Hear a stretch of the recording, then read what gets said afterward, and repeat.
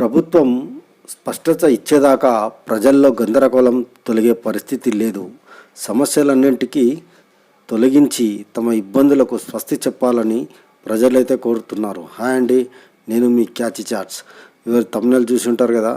మీరు ఆ వివరాలను వెళ్ళే ముందు వచ్చిన విన్నపం ఏంటంటే, మీరు దయచేసి ఎవరైనా కొత్త వారు ఉంటే లైక్ చేయండి, షేర్ చేయండి, సబ్స్క్రైబ్ చేసుకోవడం మాత్రం మర్చిపోవద్దు. మీరు లైక్ చేయడం వల్ల వీడియో ఇంకా కొంచెం ముందుకు పోతుంది, తెలియని వాళ్ళకు తెలుస్తుంది. కాబట్టి దయచేసి లైక్ చేయండి, షేర్ చేయండి, సబ్స్క్రైబ్ చేసుకోండి. అంతేకాదండి బెల్ ఐకాన్ని క్లిక్ చేయండి.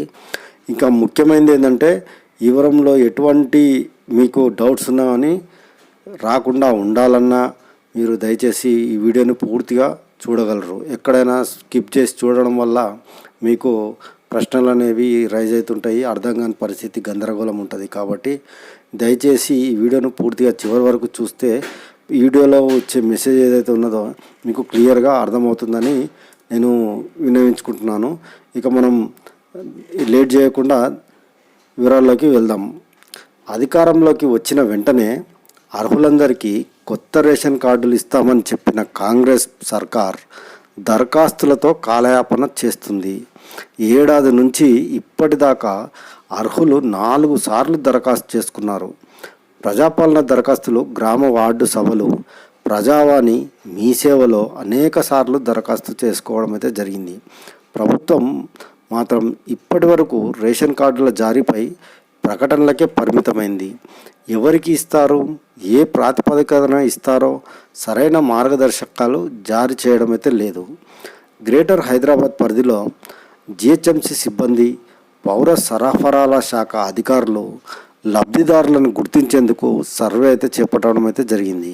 కానీ ఏ ప్రతిపాదికన రేషన్ కార్డులు ఇస్తారు, అర్హులు ఎవరు, అర్హతగా దేన్ని ఆధారంగా చేసుకుంటారని అడిగితే తమకు తెలియదని సర్వే చేయడం వరకే తమ బాధ్యతని చెప్తున్నట్లు అర్జీదారులు అంటున్నారు. తమకు రేషన్ కార్డు వస్తుందా లేదా అనే అయోమయంలో ఉన్నామని ప్రజలైతే వాపోతున్నారు. అసలు దీనికి సరైన మార్గదర్శకాలు ఏవి? రేషన్ కార్డులు మంజూరు చేస్తామని చెప్పడం, దరఖాస్తులు చేసుకోవాలని ప్రకటించడం తప్ప సరైన మార్గదర్శకాలు మాత్రం జారీ చేయలేదు. అర్హులకు ఏ ప్రాతిపదికన కార్డు ఇస్తారో అటు ప్రభుత్వానికి ఇటు అధికారులకు స్పష్టత లేకుండా అయితే పోయింది. మరికొద్ది రోజుల్లో రేషన్ కార్డులు జారీ చేస్తామని ముఖ్యమంత్రి గారు, మంత్రులు ప్రకటన చేస్తూనే ఉన్నారు. సీఎం ఒక అడుగు ముందుకేసి ఎమ్మెల్సీ ఎన్నికల కోడ్ ముగియగానే రేషన్ కార్డులు పంపిణీ చేయాలని అధికారులను అయితే ఆదేశించడం అయితే జరిగింది. కానీ ఎవరికి ఇవ్వాలి, ఎలా ఇవ్వాలో సరైన మార్గదర్శకాలు లేకపోవడంతో అధికారులు తలలు పట్టుకుంటున్నారు. దరఖాస్తులు కూడా గందరగోళంలో ఉన్నాయి. ఒక రేషన్ కార్డు వస్తుందో లేదో అనే అయోమయంలో దరఖాస్తుదారులు అయితే ఉండడం జరిగింది. ఏడాదిలోనే 4 సార్లు దరఖాస్తు చేసుకోమనడంతో ప్రభుత్వంపై నమ్మకం కోల్పోతున్నారు. దరఖాస్తు చేసుకోమంటున్నారు, కానీ ఇస్తారో ఇవ్వరో అనే నిరాశతో ఉన్నట్టయితే తెలుస్తుంది. తమ రేషన్ కార్డు స్టేటస్ ఏంటని తెలుసుకునేందుకు నిత్యం మీ సేవలో వాకప్ చేస్తున్నారు. సర్వేకి వచ్చిన అధికారులను అడిగితే తమకు తెలియదనడంతో ఎవరిని అడగాలో తెలియని గందరగోళంలో ఉన్నారు. అన్ని అర్హతలున్న రేషన్ కార్డు లేకపోవడంతో ప్రభుత్వ పథకాలకు అర్హులు కాలేకపోతున్నామని నగర ప్రజలు ఆవేదన వ్యక్తం చేయడం అయితే జరుగుతుంది. అన్ని అనుమానాలను తొలగించి త్వరితగతిన రేషన్ కార్డులు మంజూరు చేయాలని కోరుతున్నారు. ఇకపోతే అప్లికేషన్లో కూడా అన్ని సమస్యలే.